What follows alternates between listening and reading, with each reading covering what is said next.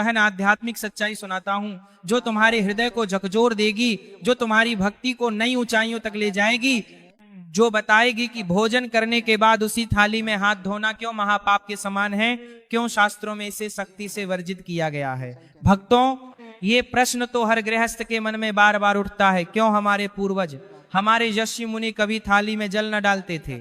आजकल गांवों में देखो, शहरों में देखो, हर घर में लोग आलस के वशीभूत होकर भोजन कर लेते हैं और उसी पवित्र थाली में हाथ धोने लगते हैं, पानी बहाते हैं। लेकिन भक्तों, जान लो, ये भयंकर भूल तुम्हारे संचित पुण्य को क्षण भर में नष्ट कर देती है, तुम्हारी भक्ति को अपवित्र बना देती है। देखो भक्तों, माउंट आबू के भंडारों में रोज 30,000 से 40,000 भक्तगण एक साथ विराजमान होते हैं, विशाल पंक्तियां लगती हैं, भोजन वितरण होता है, लेकिन कोई भी थाली में हाथ नहीं धोता, सब बाहर जाते हैं, पवित्र जल से धोते हैं। क्यों? क्योंकि प्राचीन परंपरा जानती है वो गहरा रहस्य है। भक्तों, आज महाभारत काल के धर्मराज युधिष्ठिर के उस विराट महायज्ञ की अमर कथा सुनो, जो सच्चे अन्नदान का प्रमाण है, सच्चे त्याग की मिसाल है, सच्ची भक्ति का चरमोत्कर्ष दिखाती है। कान खोलकर सुनो भक्तों, हृदय से ग्रहण करो, अंत तक ठहरो, क्योंकि ये कथा भगवान के चमत्कार दिखाएगी, तुम्हारे कर्म बदल देगी, तुम्हारी सोच को हमेशा के लिए परिवर्तित कर देगी। जय श्री हरि, जय भोलेनाथ, जय सिया राम।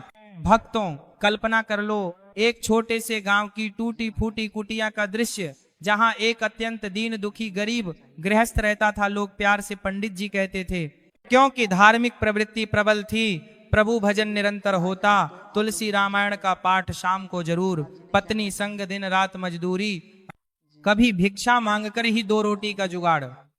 एक सर्द संध्या समय भोजन के लिए विराजमान मिसेज ने थाली सजाई थी।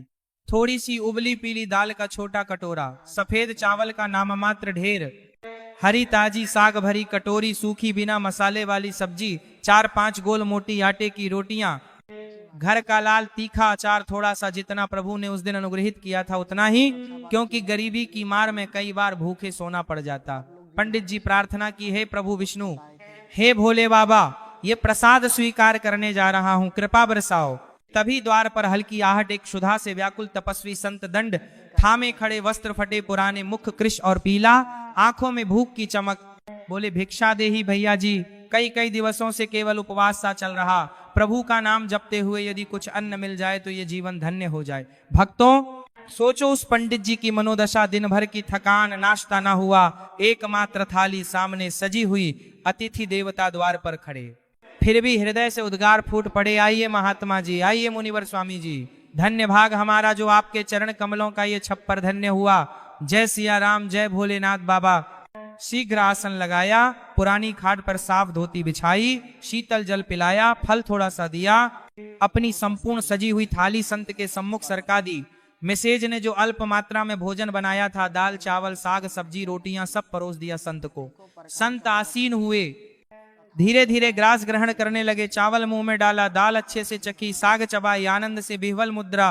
पंडित जी बोले, महाराज जी तृप्ति हो गई, और लीजिए ना। पत्नी को पुकारा, अम्बा जी शीघ्र और रोटी लाओ। पत्नी बोली, स्वामी जी बस 2 आखिरी रोटियां बची हुई हैं। संत ने गुप्त रूप से सब सुन लिया, चुप्पी साध ली। पंडित जी 2 रोटियां लाया है, मुनिवर प्रसाद ग्रहण कीजिए। संत मुस्कुराए, नहीं भक्त प्रिय, अब पर्याप्त हो गया, तुम्हारा और तुम्हारी पत्नी का पेट कैसे भरेगा।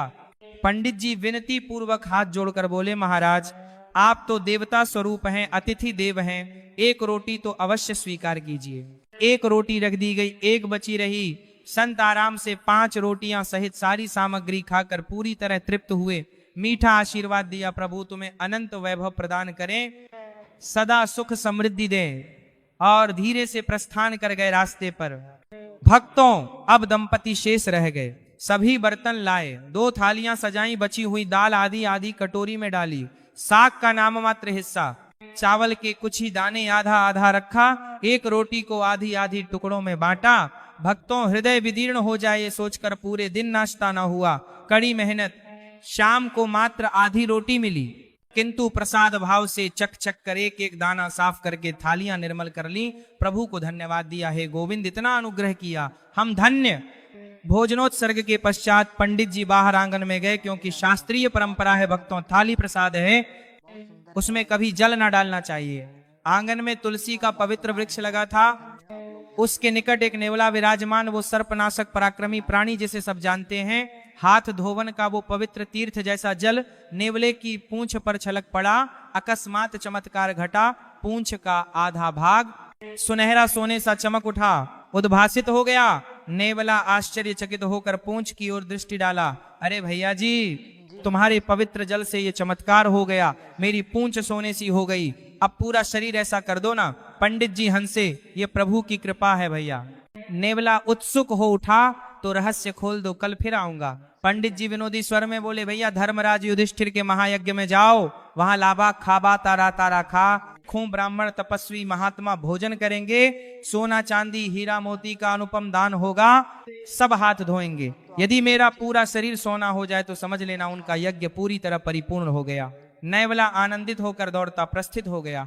भक्तों, अब आते हैं महाभारत के उस स्वर्णिम पर्व पर। धर्मराज युधिष्ठिर का विराट महायज्ञ है।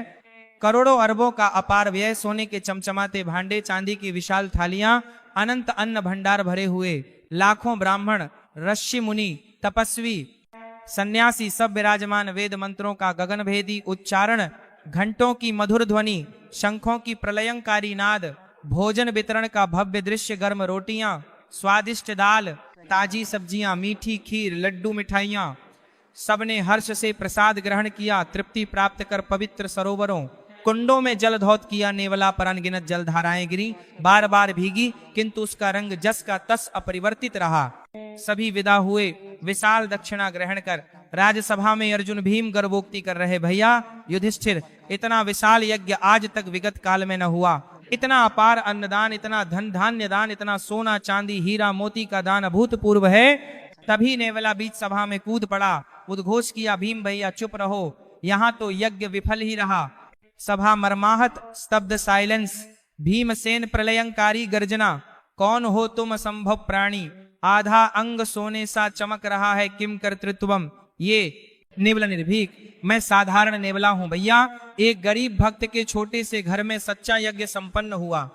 उसके भोजन पश्चात बाहर धोए तीर्थ जल से मेरी पूंछ सोनी हो गई। तुम्हारे यहाँ लाखों ने भोजन किया, हाथ धोए, किंतु कुछ न हुआ। उनका हृदय दान श्रेष्ठ था। भक्तों, श्री कृष्ण जी मंद मंद मुस्कुरा रहे थे। अर्जुन उत्सुक, हे श्याम सुंदर, हे प्रभु, ये रहस्य का उद्घाटन करो। भगवान श्री कृष्ण की वाणी सरित बनी, शृणु अर्जुन सखे। वो दीनहीन भक्त श्रद्धा भाव से परिपूर्ण था, प्रभु में अटूट विश्वास। अतिथि तपस्वी का आगमन हुआ, अपना सर्वस्व वो एकमात्र थाली पूर्ण दान कर दी। आधी रोटी पाकर पत्नी संग संतोषी भाव से प्रसाद ग्रहण किया, बिना किसी शिकायत या विपक्ष के। उसके हाथों का वो पवित्र तृप्त जल सर्वस्व त्याग का पुण्य युक्त नेवले को सोना बना गया। तुम्हारा ये यज्ञ वैभव पूर्ण अवश्य, किंतु त्याग की मात्रा न्यून थी उसके पास, तो बस वो एक थाली ही संपत्ति थी, सर्वस्व दान हो गया। अर्जुन आश्चर्य विह्वल, प्रभु तो पूर्ण सोनत्व कब होगा? कृष्ण बोले, राज्य भर में भूखित की खोज करो। तत्काल अन्वेषण, घने जंगल के विपिन में एक तपस्वी महात्मा भूखा उपवास कर तपस्या रथ मिले।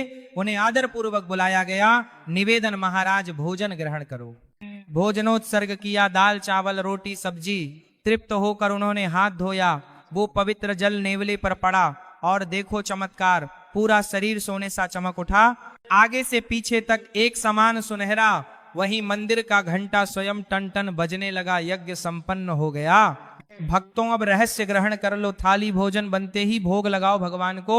एक एक दाना, एक एक कण पवित्र प्रसाद बन जाता है। अच्छे से चक चक कर साफ कर लो, किंतु उसी में हाथ धोकर जल मत डालो, अपवित्रता हो जाती है। बाहर जाकर पवित्र जल से धो। भंडारों में देखो 40,000 भोजन के बाद भी थाली निर्मल, हाथ बाहर। आलस त्यागो भक्तों। वो गरीब संतोषी भक्त का जल सोना बना, क्योंकि हृदय